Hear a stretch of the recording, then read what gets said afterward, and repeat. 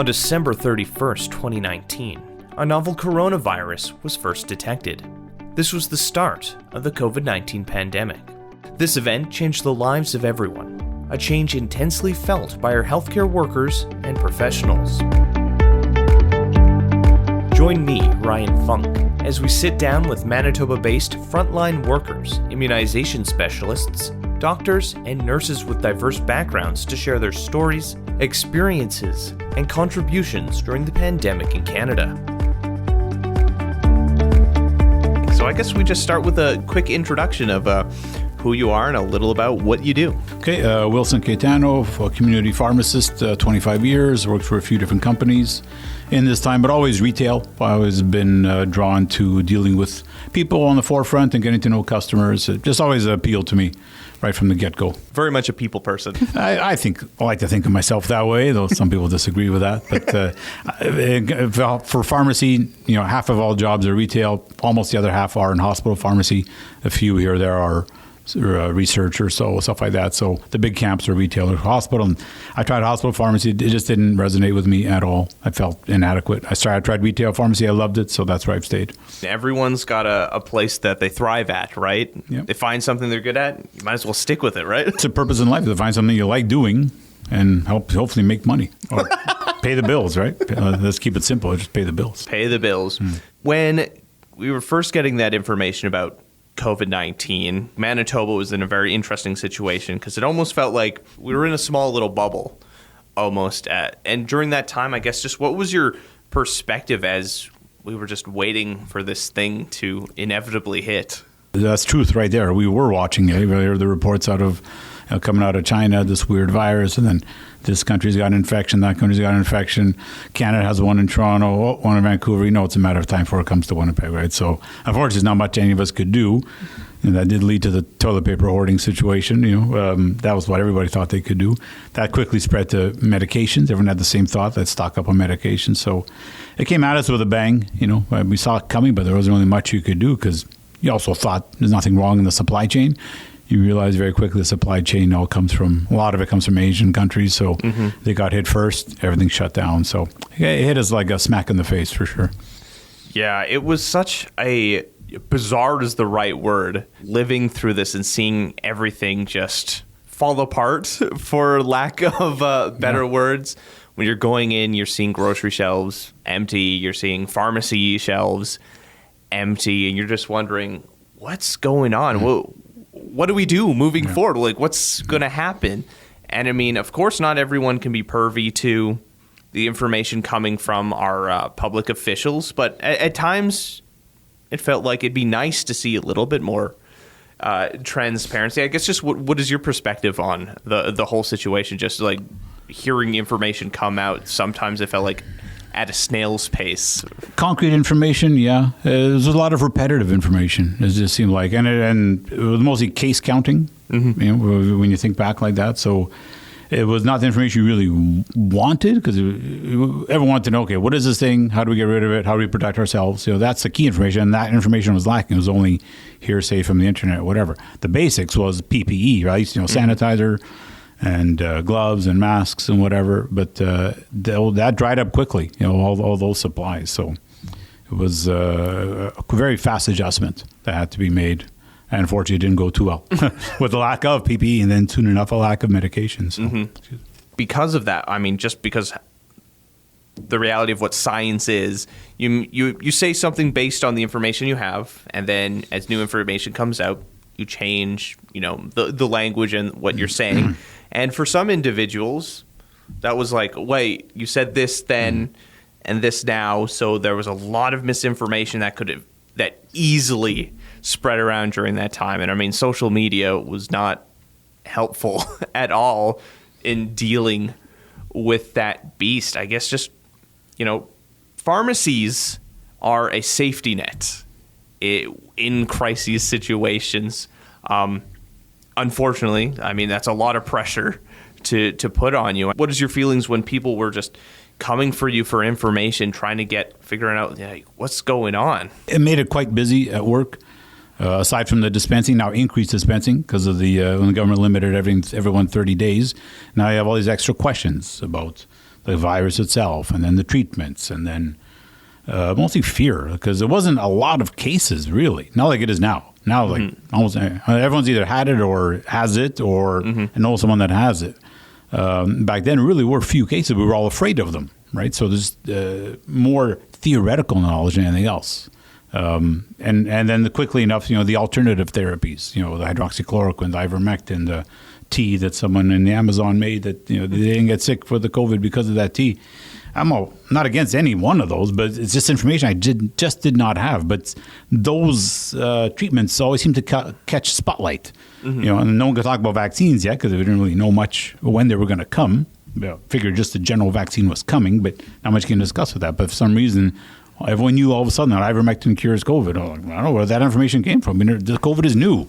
How come we already know that about ivermectin or hydroxychloroquine? Which eventually it did get disproven. I mean, I often use Trump as an example because they gave it to him. It didn't work. I don't think they gave him hydroxychloroquine, even though he had touted it, which caused a run on it as well.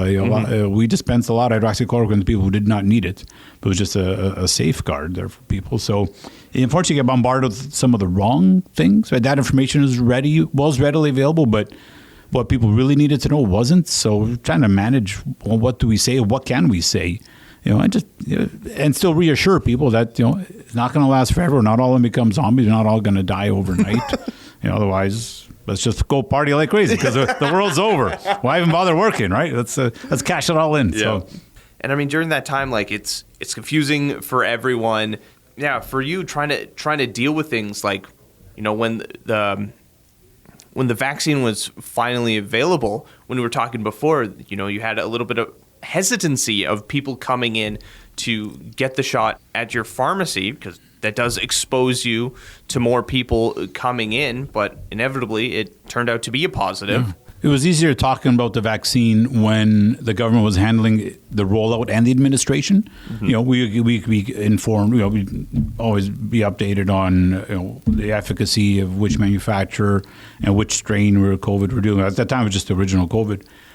But so it was a little easier when we were able to have that backseat. It didn't last more than a couple of months because the government says, the pharmacies are going to start carrying it now. So, yeah, definitely hesitation about having to deal with people face to face when I shouldn't be face to face with anybody. Just my family, and even that keeps that bubble. It's all about the bubble. Keep your bubble small. Yeah. Now my bubble's expanding every 5 minutes with new people in there. So it was worrisome. Eventually, you figure out that you are in and out of the office very quickly.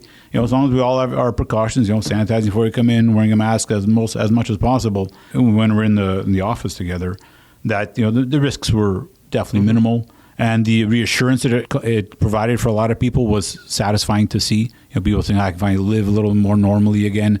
The basic things, I go visit my elderly grandmother. There's a lot of situations that were put on hold because of the lack of vaccines. So right or wrong, some people always say the vaccine was the wrong way to go, but I do think the vaccine was the right way to go for all its controversies and some side effects by some people. If we didn't have the vaccine, we'd still be waiting with everything. And I mean, who knows, because COVID mutated quite rapidly, who would have known what sort of situation we'd be in if we didn't have that sort of protection at all? I don't know. I can easily recall the images coming out of Italy in the first wave of the pandemic of overrun hospital beds. Doctors saying, I got 2 lives to deal with. I can only save 1. So which is it going to be? I got to make that call in 5 seconds. Those are harsh realities and harsh situations that no one expected to be part of. So if it's the old adage, let it run its course, and if it's going to kill some, but that's not an easy decision to make when you're an elected official. I'm not a politician fan by any means, but I often ask people, what would you have done if you were the prime minister in charge or president in charge? Would you take that risk with people? Would you say, let a few of them die? We're not sure about the vaccine, so let's just wait 1, 2, 5, 6, 7 years. What would have happened in that time? Social isolation would have been disastrous. It was already bad enough as it was. And in the end, people would have died at a higher rate than those that are dying. Even with the vaccine, some people still die, but definitely a lower percentage. And that's not even talking about like the economic impact that a whole extra year could have had on things. If everything was closed off so much, there's just so much that could have happened. So it's good that we had it because it's allowed us more flexibility now, and it has saved lives. I fully agree. I think that it has anyways. Data will show that it does make COVID less potent. It makes people recover faster. I'm sure it's warded off in some cases. Other people hasn't done anything because everyone's got different immune systems, right? Just tell George Burns, a 95-year-old smoker, how come smoking didn't kill him, but it kills a million other people? Everybody's different. Yeah. Everyone's going to have a different reaction to it, that sort of thing. Yeah. During this period of time, you're a very community-minded person. What was the impact on you? I mean, it must have been scary, you know, having so many people coming in. Like, there's always that worry in the back of your mind, but you still want to be engaged with the community in some semblance. It took a little while for us to get our own PPE in place. That was a basic. Once we had that in and plexiglass barriers, and at least we made more comfortable to interact with people because we're not directly worried we're going to be easily contaminated. Though we still have to take precautions before work, after work, at home. You have to make sure everyone's going to sanitize. Or someone coughed. What? Who coughed? You coughed. You sanitize, or whatever. You know, everybody became hyper reactive to that. But the PPE and the plexiglass did make it easier for us to provide that resource. What did take a backseat was socializing, as we all know. You know, few people went out, you know, restaurants, socials, none of that happened. But even on the most basic level, like my parents were still around, not visiting them was hard on them. It was hard on me too, but it's hard on them because they don't have much social life anymore at 80. So me and my family, we are their social life. So to deprive them of that was tough. It was challenging. They understood. They're old school. You know, they've been through wars and whatnot, so they get it, and they're willing to. You know, they see the benefits of sacrifices in life. But it was still hard on them. You know, and for sure it had a toll on them and many others. Just the lack of socializing. Well, realizing that was tough to accept, but we all knew we had to accept it, and that it was temporary. You know, nothing is forever, and I think we all realize that. Eventually we'd get to the other side. Yeah, and I mean, that's the struggle, right? Like, we had to isolate when we didn't know what it's going to do, trying to reduce those infection rates. But, you know, there's going to be an impact for years to come, those ripple effects of everything that's happened here. I mean, it has been great seeing the bounce back we've seen in terms of, like, getting that boosting out in the economy. Like, there's so many conversations about like everything's going to collapse after this whole thing, but you know, we've come through relatively. Yeah. We're still learning. Our supply chains are still messed up, right? Auto industry, travel industries are super hyper now. We covered it. We've learned, the society has learned, nothing is forever. There's a way out of it, but decisions got to be made. Tough decisions got to be made at the time when it's happening. Of course. Right? Because otherwise you just be a caveman. if you're not ignoring things around you, oh, look, it's hot outside. Oh, I got burned. Yeah, just unga bunga through life. How did that happen? No, you have to be cautious. Now, it's up to you what level of precaution you want to take. And I mean, we can look at the data based on how different countries reacted, and we can be like, okay, well, what response was effective and what ones weren't, and how can we evolve that to a situation moving forward? But in terms of like being a pharmacist, you're getting a tons of calls. What were some of the most interesting conversations you were having with people during that period of time during COVID? Most of it's still centered around COVID. You know, the role of media would come up sometimes. You know, people saying not enough information. Some people saying I'm sick and tired of hearing it too much. Just shut the damn radio off and the TV off. For those that still listen to radio, it became evident that CNN style TV is detrimental too, because if it's always in your head. Yeah, it's too much information all the time. You have no time to process it or turn your brain off. You think it's everywhere because it's all you keep hearing, because you keep surrounding yourself with that information. Yeah, things are happening at every now, you could say that about mainstream media. You could say that about alternative media. If all you're listening to is Joe Rogan, whoever, conspiracy theorists, if you're listening to it all the time as well, that's all you're going to believe. If you listen to mainstream media all the time, that's all you're going to believe. So you need to shut down from any of that, even scientific information. If I'm just reading scientific papers all the time, I'm only going to propose that. And anything alternative, you're going to discount it right away because it wasn't in this journal, therefore I'm not going to pay attention to it. You need to unplug. I think that's one thing that I found is the unplugging became vital. And sometimes we don't do that enough. Appreciate things every once in a while. Go outside, taking a breath of fresh air. Take a moment to relax and process things. I really looked forward to walking the dog at the end of the night more than I ever have. Was during the 2020 year. It was such a break from everything. Yeah, very therapeutic. Yeah, put on some music, whatever it is. Not listening, not to anybody, not talking to anybody, not researching anything. It was good. Like and I've kept up that practice. Since then, is make sure I get outside at least once or twice a day, just to get away from everything and everybody. Oh yeah, the cabin fever. Working from home, there are some times where you're like, I need to do something. I need to move my legs. Yeah. But now that we've come through the ringer on the other side, what are some perspectives you had of going through things that we did well as a society here in Manitoba? What are some things that we flopped on, and what can we learn moving forward? Well, government's always easy to criticize because they're everywhere. They dictate everything in our lives: how much we pay or don't pay, and taxes, and where we live and how we live. As a rule, the vaccine, them controlling the vaccine and rolling it out at a certain pace, I think was good. It definitely reassured people that the government's on board with this.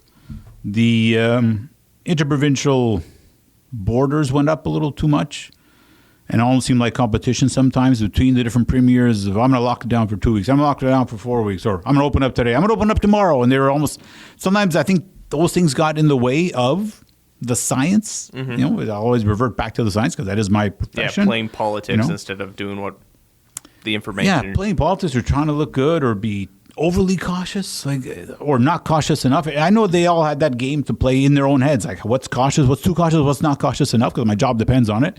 But also the lives of my people depend on it. So that is not an easy decision to make. I don't care who says, they can criticize whatever politician. I don't want to be in. Yeah, easy to criticize from our perspective, right? But decisions had to be made. So do you err on the side of caution, or you just be willy-nilly? Yeah, that's okay to open up, and then it comes back to bite you. And it happened a few times with some of the waves, right? When they come back soon, they're like, why didn't we lock down longer? Can't please everybody, right? No. Vaccine mandates. That's a tough one. I think after all this, I would say you got to encourage more with the old adage, encourage more with the carrot than you do with the stick, right?